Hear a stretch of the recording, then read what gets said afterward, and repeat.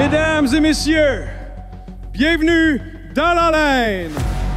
Ce soir, Elliott Bobier et Cyril Thillard montent sur le ring, pas pour échanger des coups, mais des idées. Préparez-vous, que le débat commence!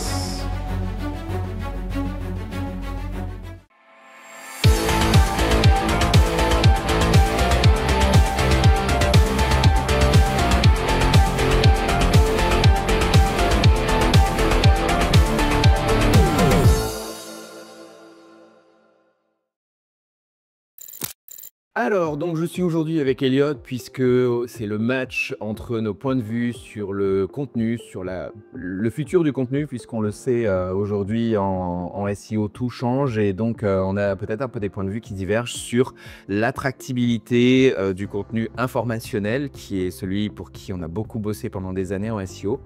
Et donc je te présente Elliott, bonjour, merci de cette rencontre. Avec plaisir, salut à toi, bonjour à tout le monde et puis merci Cyril pour l'invitation et pour me donner la parole, ça va être sympa. Ouais, et pour le coup, c'est vrai que comme tu es dans le SEO depuis des années et que tout change cette année, enfin depuis déjà quelques mois, j'ai voulu proposer cette thématique parce que avec l'IA, avec les changements comportementaux, avec même Google qui change complètement son mode de sélectivité, on peut se dire en fait quel est l'intérêt demain de pratiquer de la création de contenu pour espérer faire venir des gens, découvrir notre site, notre offre, etc. Alors toi, ton point de vue, c'est quoi déjà là-dessus? Mon point de vue, c'est un peu toujours le même, mais disons qu'avant, on a fait des choses un petit peu de manière empirique, sans trop savoir pourquoi, mais avec du feeling. Et là, ça commence à s'ajuster. Où je prends souvent l'exemple, la taille de Michael Jordan. Avant, tu avais un e-commerce qui vend par exemple des ballons de basket ou des équipements pour du basket. Dans n'importe quel cocon sémantique, n'importe quel expert t'aurait dit il va falloir traiter de la taille des joueurs, par exemple, ou parler des joueurs. Aujourd'hui, faire une biographie sur un joueur qui est une entité, en fait, une entité nommée, ça n'a plus trop de sens parce que Wikipédia, Wikidata, c'est leur boulot, en fait. Donc, ça ne sert à rien de faire un repépète d'un wiki si ça existe déjà. Le boulot, ça va plutôt être de se dire comment sur les fiches Wikipédia qui parlent du joueur, je cite ma marque ou je mets mon site web en référence de cette fiche sur Wikipédia, Wikidata et j'associe deux entités. C'est plutôt ça la logique qu'il faut avoir maintenant.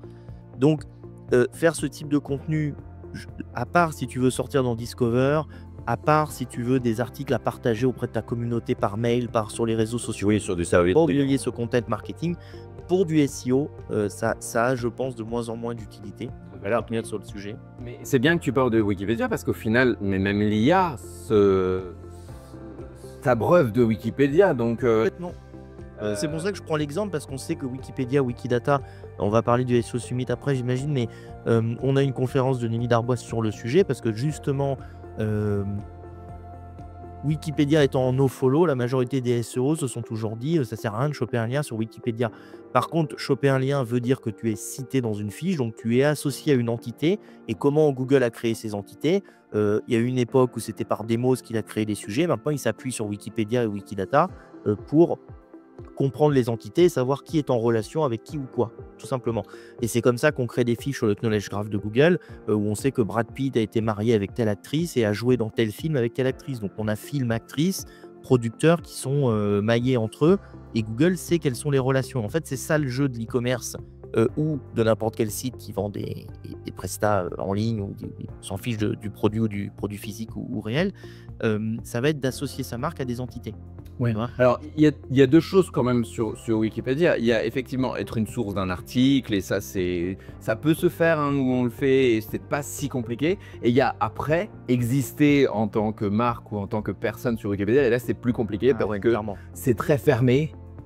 Mais pour jouer avec les IA, les GSE et les LLM, en fait, au final, il suffit juste d'être cité par rapport à l'entité. Et c'est beaucoup plus simple de manipuler Wikipédia ou Wikidata. Alors Wikidata, vous pouvez créer votre fiche, il suffit de quelques sources, vous suivez le tuto, ça se passe très bien. Wikipédia, c'est quasi impossible parce qu'il y a toute une communauté qui surveille, veille au grain d'air. Ouais. Et c'est aussi pour ça que c'est une source de qualité, Wikipédia.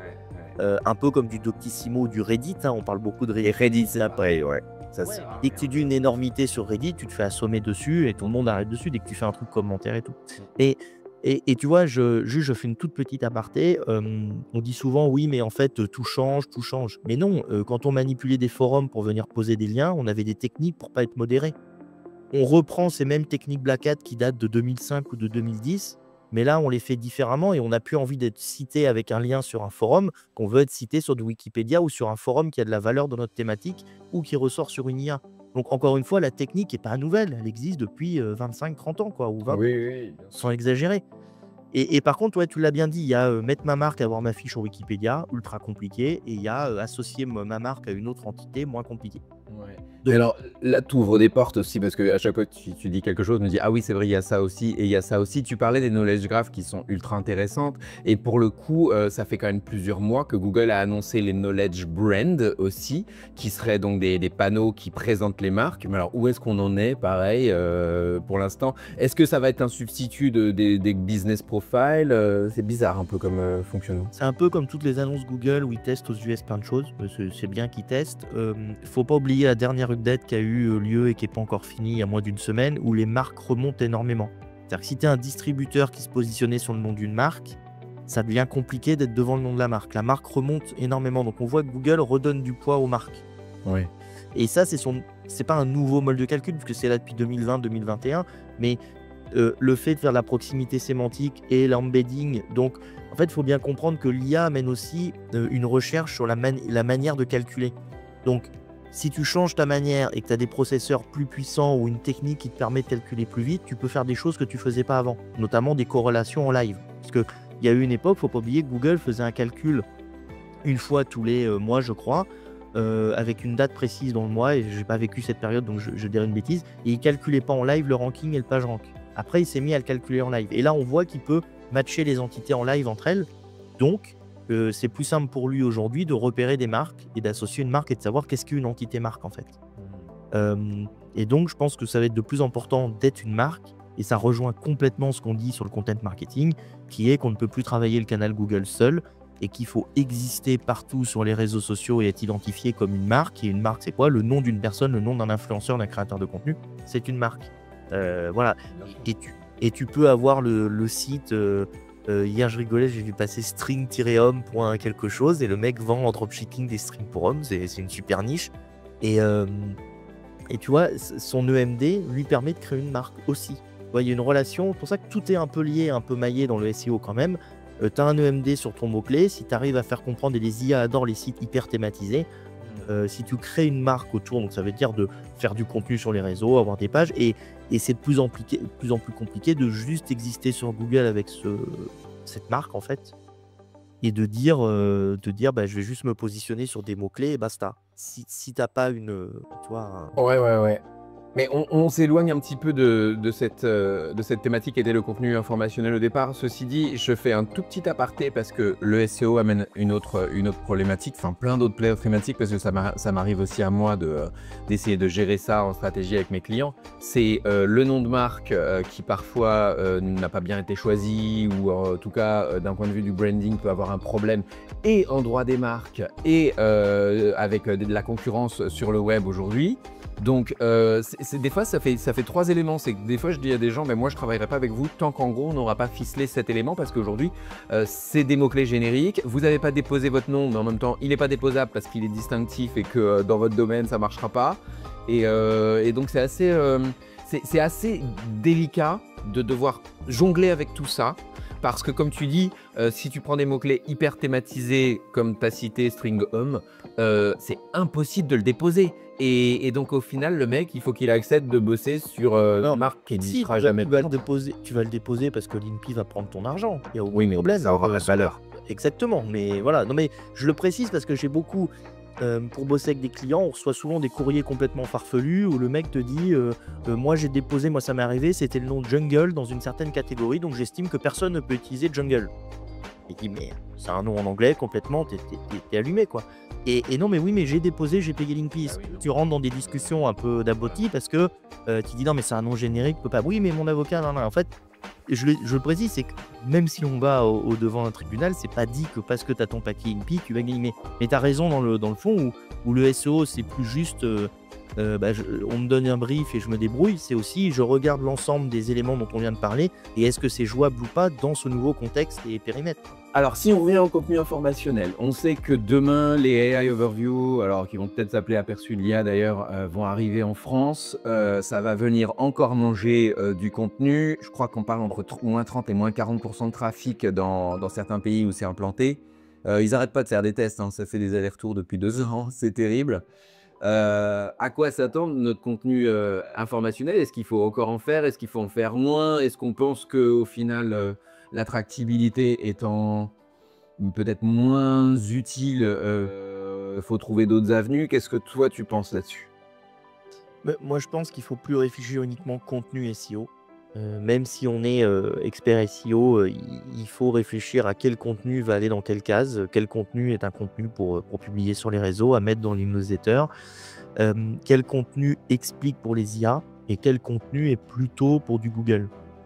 C'est-à-dire que je ne dis pas qu'il faut qu'un contenu soit en 2 versions, mais travailler sa page à propos, qui n'est pas quelque chose de nouveau dans le SEO, hein. C'est juste qu'avant, c'était un des derniers leviers en termes de priorité. On en parlait peu et maintenant, ce levier remonte, mais ce n'est pas nouveau. Travailler une page à propos pour expliquer quand tu seras crawlé par le crawler d'une des IA, et je fais bien la différence entre le LLM, le modèle, et le crawler. C'est pas forcément la même chose, c'est pas eux, c'est pas un Claude qui vient de crawler forcément, par exemple. Donc, savoir expliquer à une IA, écoute, voilà pourquoi mon avantage compétitif c'est ça, parce que j'ai tel et tel argument, et ça, il faut savoir le dire explicitement et clairement, expliquer une équipe, expliquer dans des FAQ quels sont tes délais de rétractation, tes délais d'assurance, tes délais de... Voilà, tout ça, ça s'explique. Faire des tableaux comparatifs, des choses comme ça, parce que l'IA a besoin de comparaison, a besoin de data. Ouais. Donc, il y a cette partie-là, mais essayer de se prendre et de remplacer un wiki, pour moi, ça n'a plus d'avenir. Mais ça n'avait déjà plus d'avenir en termes de cocon depuis un petit bout de temps, quoi. C'est-à-dire que ça faisait déjà quelques périodes que moi, c'en était arrivé à des débilités où je voyais des cocons sémantiques. Les pages s'indexaient pas. C'était évident parce qu'on avait fait le title du contenu, c'était genre machine à laver, avantages et inconvénients. Parce que c'est un titre qui a été fourni par une IA et que ce modèle d'IA n'est pas capable de faire du SEO. On n'est pas capable de respecter les critères SEO. Donc, contenu nul qui n'intéresse pas Google n'est pas indexé, logique. Ouais. Après, d'autres contenus du type quelle est la date de naissance du fondateur de telle marque? Parce que comme on était dans une logique de créer du contenu, on disait ok, je suis un e-commerce, je vends une marque. Du coup, je vais parler du fondateur de cette marque et donc on va faire un des sujets de 300 mots ou 400 mots sur la date de naissance du truc. Ça n'intéresse personne. Mais oui, et puis la densité, elle est nulle. Je veux dire, tu peux même 300-400 mots déjà. Arrive à broder 300-400 mots sur ce sujet et en plus... Tu te cannibaliser en fait. Ouais. Alors ça, c'est une autre vraie question et moi j'essaie de l'expliquer à mes clients. Je leur dis, c'est arrêtez de créer des pages pour tout et rien parce qu'effectivement, en cannibalisant, vous diluez le trafic et Google ne sait plus où est-ce qu'il doit renvoyer. Ouais, putain. Et avant, on avait quand même la limite de dire quand tu voulais publier une nouvelle page, ah oui, mais ça va nous coûter 60, 100 ou 150 € chez notre rédacteur SEO préféré. Maintenant, c'est oui, mais ça va nous coûter 3 centimes sur ChatGPT, vas-y. Et en fait, depuis 2 ans, c'est ça que la cannibalisation devient comme une grosse problématique en SEO parce que depuis 2 ans, les gens font n'importe quoi. Et alors, je sais qu'on vient de me critiquer quand je dis ça parce qu'on dit oui, mais non, c'est parce que tu vends du contenu et t'es pas content. Évidemment que ça m'a embêté, mais les gens rédigent n'importe quoi comme sujet, font rédiger leur title par un modèle type Claude et ChatGPT qui n'est pas formaté pour produire du SEO et ils rédigent avec le mauvais corpus qui n'est pas celui utilisé par Google. Exactement. Rien qui va, quoi. Ouais, mais c'est ce que j'ai dit à un de mes anciens formés la semaine dernière qui m'a dit « Oh, j'ai une super stratégie pour la rentrée, on a calé une dizaine d'articles, les machins et tout. » Je fais « Ouais, alors attends, je sais pas si c'est la meilleure idée du siècle. Pourquoi, il y a 4-5 ans, c'était bien de faire ça ?» Je dis « Oui, mais déjà, comment tu les as écrits, tes articles ?» Et surtout, et il dit « Bah, mais je lis tes newsletters et tout. » Je fais « Tu les as lus dernièrement? Parce que je pense pas que j'ai dit ça, là. » La réponse est dans la question, il y a 4-5 ans. Et là, on en est plutôt à revoir les stratégies tous les 6 mois ou tous les 4 mois. Ouais, dans les formations, là, les masterclass SEO qu'on fait en octobre, juste avant le SEO Summit, par exemple, c'est clairement la première demande, c'est de dire, mais on en est où en termes de stratégie? On leur dit, mais c'est tous les 4 à 6 mois, donc si tu veux être OP en 2026, il faut te former sur la fin d'année, avec nous, avec d'autres, mais il n'y a pas de sujet de dire il faut se former, et on sait très bien que l'auto-formation, ça a ses limites. Ouais, on en est clairement à se dire faut limite des points tous les mois formation si tu as des équipes à faire évoluer, ou si tu es consultant dans ton coin, tu as intérêt à te avoir des points formation tous les mois, quoi. Moi, ce que j'aime bien, je sais plus, il y a un gars que je suis, States, qui est hyper intéressant, Andrew Sturm, je crois, quelque chose comme ça. Et lui, son orientation, c'est de dire, vous devez évidemment prendre en considération EAT, parce que c'est ça qui aujourd'hui crée vraiment l'autorité sur votre prise de parole, et diluer plein de microsphères sur divers forums, divers éléments. Alors, il y a des forums où il y a des commentaires, ça ne fait pas de sens. Moi, j'ai encore un vieux site qui se fait pourrir de commentaires, donc avec des liens nofollow, où tu vois, c'est les mêmes bases, avec les personnes sont différentes, mais c'est juste que le texte est le même. Aucun intérêt, tu vois, en termes de... je comprends même pas que des gens continuent à faire ça. Enfin, moi, perso, je trouve que ça n'a aucun intérêt. Et ça doit être la même base de spam, et une personne arrive à les vendre à plein de sites, tu vois. Ah oui, t'as raison. Oui, peut-être que quelqu'un a la prestation de service et elle se dit je le fais de cette manière-là. Et donc oui, de travailler l'écosystème au complet. Et pour le coup, je trouve ça hyper intéressant. Mais alors d'un point de vue du boulot que c'est à ramasser, ça va prendre des semaines. C'est tout le sujet de nos métiers où dans mon live du jeudi après-midi, j'avais reçu 2-3 personnes qui en parlaient, où maintenant on doit... Mais nous, alors, moi je suis assez mal placé, parce que c'est des choses que je fais déjà depuis 2015-2016, simplement à un niveau de priorité inférieur, parce qu'on priorise toujours les signaux, et que ces choses-là commencent à remonter dans les signaux importants. Mais on oriente de plus en plus nos contenus à faire du podcast. Moi, je les envoie chez Podspace, par exemple, parce qu'ils sont très bien situés dans Paris, en leur disant, voilà, chaque mois, vous allez réserver 1 heure chez Podspace, vous leur prenez l'offre à 500 boules, où tu repars, tout est monté, tu as quelques shorts, tu vas sur Opus Clip, tu balances cette heure de contenu, et ça te fait ta stratégie de contenu du mois. Contenu sur les réseaux sociaux et la com externe, ta newsletter, ton LinkedIn, ton Twitter, ton TikTok, ton Instagram. Mais pas forcément le contenu, et pas du tout le contenu SEO. C'est-à-dire que sur cette base, on réécrit du contenu SEO qui correspond. Vous avez tous vu le schéma de Michael Priol des Sylvain Perronnet sur la partie fonctionnement d'un moteur de recherche, et un peu l'annuaire inversé entre le corpus et les mots à utiliser dans ton contenu. Mais en faisant ça, en fait, n'importe qui peut produire du contenu. En 1 heure, tu prépares un peu de questions, quelqu'un t'interviewe, tu prends un membre de ton équipe qui te pose des questions, en 1 heure, mais t'as des sujets fabuleux, quoi, tu vois. Ouais, je suis... En fait, le fait de monter la voix d'un dirigeant ou d'un spécialiste au niveau de son autorité de marque est indispensable et passionnante aussi. Donc là-dessus, c'est un travail de longue haleine, mais c'est un investissement qui, à mon sens, peut vraiment faire de la différence à terme. Faut vraiment viser effectivement le long terme. Mais au final, ça fera sans doute la différence aussi sur le contenu. Et comme on dit, le web n'oublie jamais rien. C'est pas parce que on a posté sur quelque chose qui n'a rien donné il y a 6 mois que ça remontera pas à un moment donné, parce que Reddit, ça prouve le contraire en ce moment. Complètement, et même LinkedIn, alors on va dire qu'on sort un peu du spectre SEO, mais on y est quand même dedans, parce que les posts LinkedIn et les articles LinkedIn, il y a une différence entre les posts et les articles, hein, peuvent remonter dans les résultats.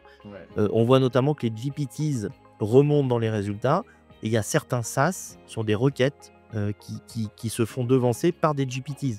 Pourquoi ? Parce qu'en fait, ce qu'ils proposent dans leur SaaS, c'est un encapsulage de ChatGPT, quoi. Donc en fait, ChatGPT le fait avec un GPT gratuit. Pourquoi est-ce que tu veux payer un SaaS alors qu'il le fait ? Donc Google fait remonter la requête parce que les signaux utilisateurs sont postaux. Mais même à LinkedIn, c'est maintenant la durée de vie d'un post est quasiment d'1 mois. Avant, Ziggy, elle est beaucoup plus longue. Elle est beaucoup plus longue.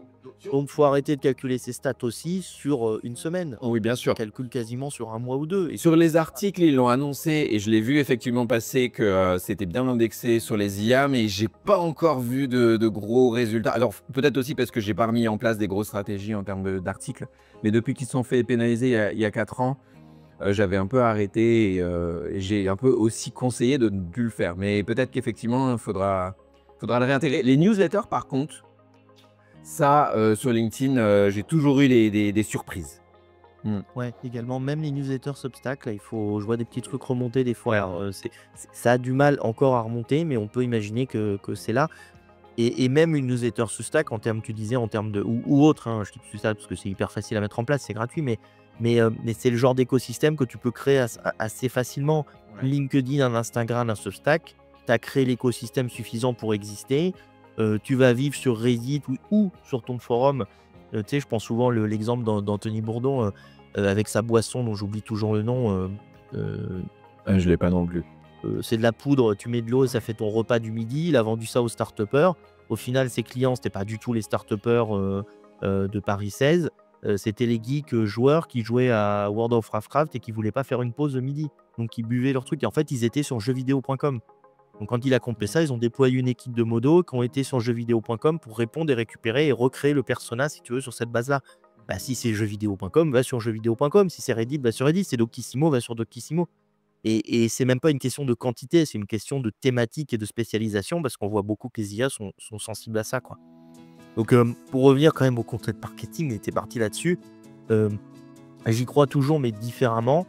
Et il faut quand même se poser la question de est-ce que mon contenu est voué à ranker sur Google ou est-ce que c'est autre chose, quoi. Et quand même être capable de regarder un peu l'intention de recherche qui évolue en se disant qu'est-ce que Google met en avant. Et ça change de plus en plus parce qu'ils testent de plus en plus. Et il ne faut pas oublier que les IA Overview ne sont pas déployées encore en France. Elles vont l'être parce qu'on n'a pas le choix. Et c'est pas Google ou c'est pas IA Overview ou SERP normal. C'est comment les gens recherchent. Et même si aujourd'hui ChatGPT, Claude Co, Perplexity, c'est 4 ou 5% de recherche, si je dis pas de bêtises, sur les dernières études à Ahrefs et SEMrush, c'est 4 ou 5% du traf.